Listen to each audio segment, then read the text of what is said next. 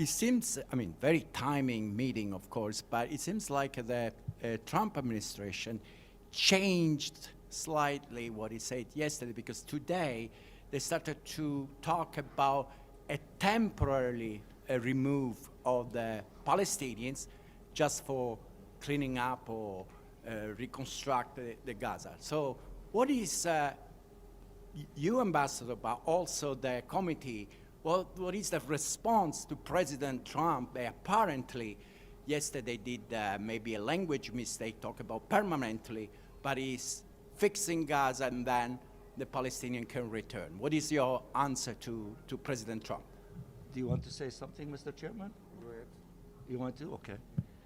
Well, for us, and I said heads of states in the Middle East from among the Arab group, and many governments made statements that, including the Secretary General of the United Nations, a few days ago, and he repeated that today in the meeting of the Committee on the Exercise of the Inalienable Rights. Ethnic cleansing is unacceptable. In the agreement, which the current administration played a role in reaching that agreement, of the 3 stages, there is a provision that says the reconstruction of Gaza and people in Gaza to go back to the places where they lived in. So these are the facts, and we are determined to honor and respect these facts, and therefore that is the policy that has been announced and declared. So anything else other than that cannot materialize, and those who are explaining themselves, these are, you can ask them these issues, but that's what we, the international community, led by the Secretary General of the UN, that's what international law stipulates, that is what the Arabs and the Muslims position at the level of the summit. This is the position of many countries, including in Europe and in all corners of the globe. They will not allow ethnic cleansing to take place. Abdul Hamid. In 2018, when Trump himself recognized Jerusalem as the state capital of Israel, the eternal capital, you brought up a draft resolution to the Security Council. It was vetoed. It was voted 14 against 1. And then you took the issue to the General Assembly, and there was a vast majority of votes against recognizing Jerusalem as the eternal capital of Israel. Would you do similar steps this time?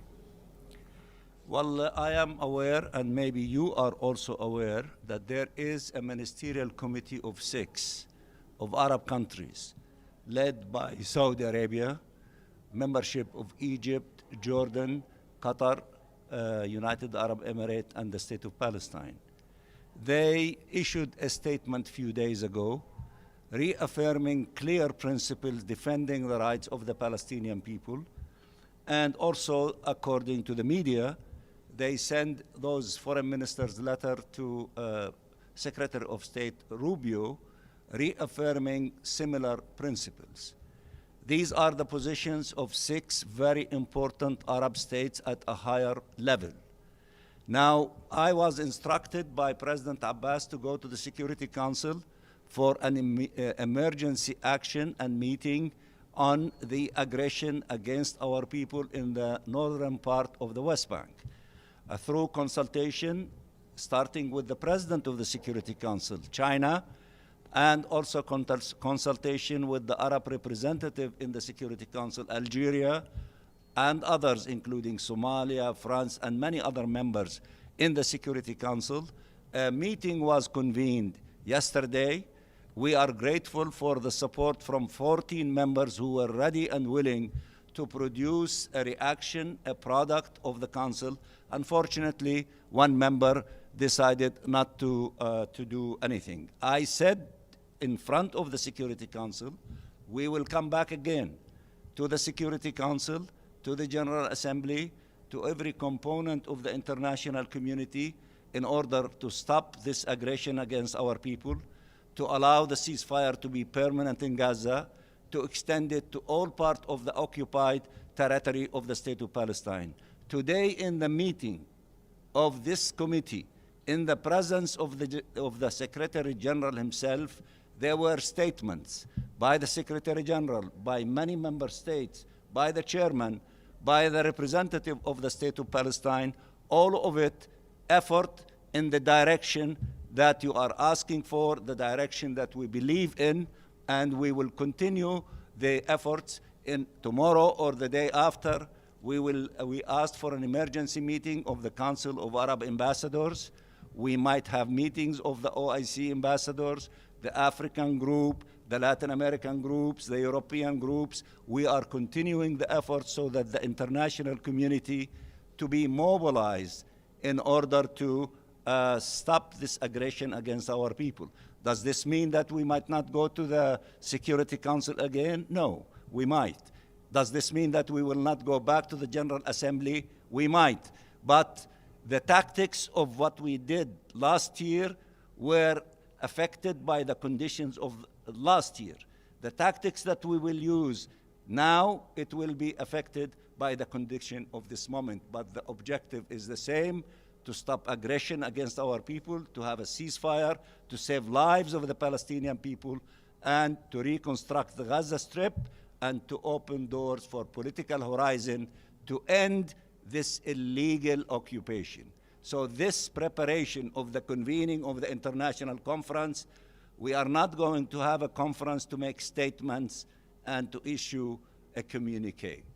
We are going to start a process in which every member state and political group and regional group to declare commitment, concrete commitment, based on international law and what the ICJ asked for.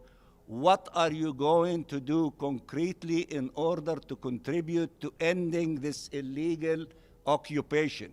So by the time we come to June, there will be a summation of all these efforts. Israel, this occupying authority, does not understand anything other than we have to make this occupation pay a huge price for violating the international law and in preaching it, and therefore to be forced to move in the direction of ending this occupation. Somebody want to? Yes. Ambassador Mansour, Chris Reyes with the Canadian Broadcasting Corporation. I just wanted to quote directly from what President Trump said last night. He said the only reason the Palestinians want to go back to Gaza is they have no alternative. He went on to say the U.S. will take over the Gaza Strip, we will do a job with it, we'll own it. I'd like to hear your immediate reaction when you heard those comments. The Gaza Strip is not a free land for anyone to grab it. The Gaza Strip, it belongs to the Palestinian people and the Palestinian people who live in the Gaza Strip. It is not a free piece of land for anyone to grab. Those days in history are gone. Every piece of land in any country belongs to the people who live on these pieces of land. Therefore, you know, we are determined to stay in the Gaza Strip, and it is not true that they don't have an alternative, because the people who were in the southern part of the Gaza Strip, when the checkpoints of the Israeli occupying forces were removed from the midsection between the north and the south, 400,000 in a span of 2 days, 2 hours each day, walked on their feet to go back to the northern part. Now, for some people might not understand the meaning and value of having a country and loving the land of your country. For us, the Palestinian people, it is in our DNA, we love our country. We love the land of our country, whether we have palaces on it or destroyed buildings. We are resilient people. Gaza Strip was destroyed many times in the past. We were able to rebuild it with the help of all of our friends. We are determined to rebuild it. People, when they went back in the north to clean these areas, because they want to stay there. They have memories. They have connection with the land. When they walk over the land talks to them.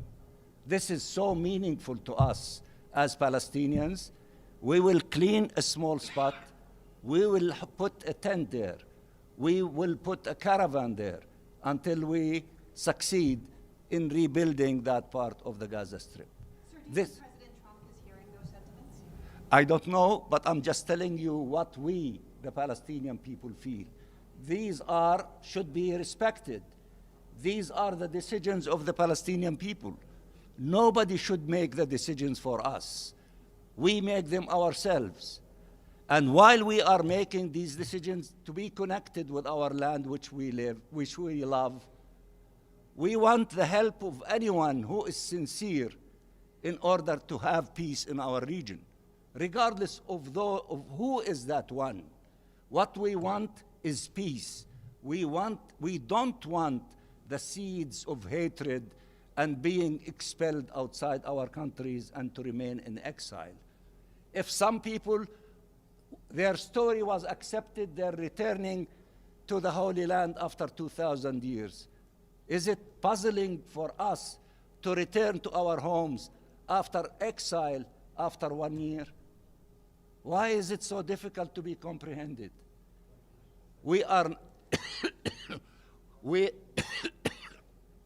Of course, we want to have the best possible homes that we can live in it. Our government is ready and willing, and it is negotiating as we speak with Egypt. Our Prime Minister is there in order to be allowed to shoulder our responsibilities for cleaning Gaza, for fixing the hospitals, for fixing the schools, for the kids to go back, allow UNRWA to fix the schools, to fix the clinics, fix the roads, fix the water system, electricity.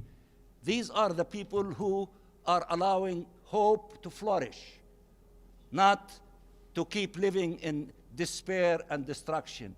Allow the hope to flourish. Allow the cleaning to begin. Allow the reconstruction to begin. Allow the people to go back and live in peace and to live in life. These are the qualities of the Palestinian people. And anyone who is really sincere about peace and humanity should allow us to do so and should help us to do so by facilitating for us all the help in order to begin this process of rehealing and rebuilding Gaza.